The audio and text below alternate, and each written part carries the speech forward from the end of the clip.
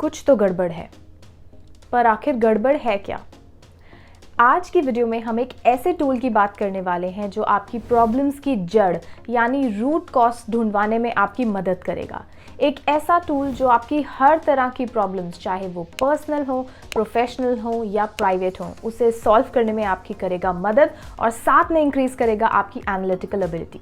तो शुरू करते हैं। हेलो दोस्तों, मेरा नाम है तन्वी और मैं एक Dale Carnegie certified soft skills trainer हूं और साथ ही में मैं हूं एक कम्युनिकेशन एंड करियर कोच। तो जैसा कि आपको पता है, आज की वीडियो में हम ऐसे टूल की बात करने वाले हैं जो आपकी प्रॉब्लम्स के रूट कॉज को आइडेंटिफाई करने में आपकी मदद करेगा, यानी आपकी मदद करेगा आपकी प्रॉब्लम की वाई जानने में। अगर हम वाई की बात करें तो 95% ऑफ जो प्रॉब्लम्स होती हैं वो तभी सॉल्व हो जाती हैं अगर आपको उसका वाई यानी उसका रूट कॉज पता चल जाए। आइए समझते हैं एक बहुत ही सिंपल से रियल लाइफ एग्जांपल की मदद से। लेट्स से आपको कोई प्रॉब्लम है जिसके लिए आप डॉक्टर के पास जाते हैं।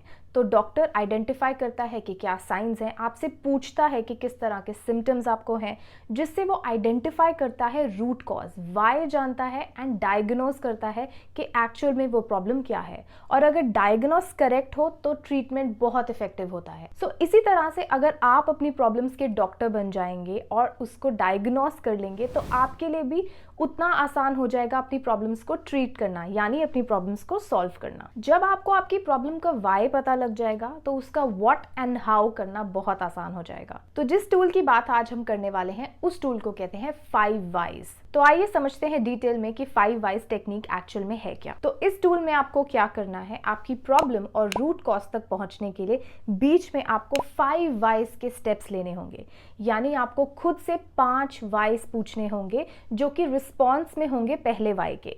लेट्स से कोई प्रॉब्लम आपने आइडेंटिफाई की है, सो उसका वाई, फिर उस वाई का सेकेंड वाई, उस वाई का थर्ड वाई, उस वाई का फोर्थ वाई, उस वाई का फिफ्थ वाई।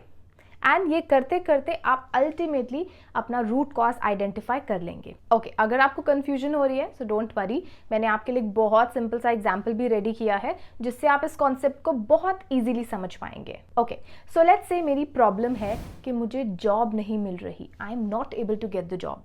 ये मेरी प्रॉब्लम है। अब मुझे आइडेंटिफाई करना है कि इसका रूट कॉज क्या है। तो सबसे पहले I will ask myself the first why कि आखिरकार जॉब क्यों नहीं मिल रही। अप्लाई नहीं किया या सीवी नहीं सिलेक्ट हो रहा या कोई और प्रॉब्लम है। तो ढूंढते ढूंढते ढूंढते लेट्स से मुझे या आपको रीज़न मिल गया कि जॉब इसलिए नहीं मिल रही बिकॉज मेरा इंटरव्यू क्लियर नहीं हो रहा। सो ये है मेरी पहली वाई। ओके, सो अब यहाँ से मैं अपना सेकेंड वाई आइडेंटिफाई करूँगी कि आखिरकार मेरा इंटरव्यू क्लियर क्यों नहीं हो रहा। और बहुत सारा सोचने के बाद लेट्स से मुझे अपना आंसर मिला कि मेरा इंटरव्यू इसलिए नहीं क्लियर हो रहा बिकॉज जो इंटरव्यूअर मुझसे क्वेश्चंस पूछते हैं उसमें मैं ट्रैप हो जाती हूँ, उसे मैं जस्टिफाई नहीं कर पाती हूँ। Now let me ask the third why कि आखिर मैं जस्टिफाई क्यों नहीं कर पाती हूँ। तो इसके वाई में मुझे आंसर मिलता है क्योंकि मेरे पास रियल लाइफ प्रैक्टिकल एग्जाम्पल्स ही नहीं है प्रूफ करने के लिए, इसलिए मैं जस्टिफाई नहीं कर पाती हूँ। अब अगर मैं एक बार फिर से चौथी बार इसका वाई सोचूं कि मैं एग्जाम्पल्स क्यों नहीं दे पाती हूँ, तो काफ़ी सोचने के बाद मुझे ये रियलाइज़ होता है कि मैंने शायद एंटिसिपेट ही नहीं किया था, शायद सोचा ही नहीं था कि ये क्वेश्चन पूछा जाएगा, इसलिए मैंने उसका एग्जाम्पल ही नहीं प्रिपेयर किया था। Lack of preparation. अब यहाँ तक तो मुझे काफ़ी चीज़ें क्लियर हो गई, अपनी प्रॉब्लम आइडेंटिफाई हुई। अब मैं कोशिश करती हूँ कि खुद से एक और वाई पूछूं कि क्यों मैंने एग्जाम्पल्स प्रिपेयर नहीं किए, क्यों मैंने एंटिसिपेट नहीं किया कि मुझसे ये पूछा जाएगा। तो इसका रीज़न मुझे ये मिला कि मैंने जॉब डिस्क्रिप्शन ही नहीं पढ़ी, मैंने अच्छे से पढ़ा ही नहीं कि कंपनी को एक्चुअल में क्या स्किल सेट चाहिए, क्या नॉलेज चाहिए, क्या एबिलिटीज़ वो ढूंढ रहे हैं। अगर मैंने अच्छे से पढ़ा होता तो शायद मैं हर एक स्किल का एग्जाम्पल पहले से ही तैयार करके जाती एंड वहाँ जाके मैं कभी ट्रैप ना होती। तो अब मुझे अपना रूट कॉज आइडेंटिफाई हो गया है कि प्रेपरेशन के दौरान पे मैंने जेडी यानी जॉब डिस्क्रिप्शन को अच्छे से स्टडी नहीं किया एंड उसके अकॉर्डिंग प्रेपरेशन नहीं की। तो यहाँ से जब मेरी प्रॉब्लम का रूट कॉज आइडेंटिफाई हुआ, इसका मैं प्लान ऑफ एक्शन ढूंढूंगी। प्लान ऑफ एक्शन ये होगा कि आगे से जब भी इंटरव्यू होगा मैं जेडी को सामने रख के अच्छे से उसे समझूंगी, अपने एग्जाम्पल्स को उसके अकॉर्डिंगली फ्रेम करूंगी, और अगर मुझे लगेगा कि जेडी में, जॉब डिस्क्रिप्शन में कुछ स्किल्स ऐसे हैं जो मुझ में शायद नहीं है, या कुछ एग्जाम्पल्स जो मेरे पास नहीं है, तो मैं खुद को अपस्किल करूंगी, अपनी करंट नॉलेज को अपडेट करूंगी, ताकि मैं रेलेवेंट एग्जाम्पल्स वहाँ पर दे सकूं और अगली बार ट्रैप ना हूं और अपने इंटरव्यू को क्लियर कर लूं। अब इस प्रोसेस को आप मेंटली भी कर सकते हैं, बट अगर आप चाहते हैं कि रिजल्ट्स इफेक्टिव हो, सो मैं हाईली रेकमेंड करती हूँ अगर आप राइटिंग में करेंगे।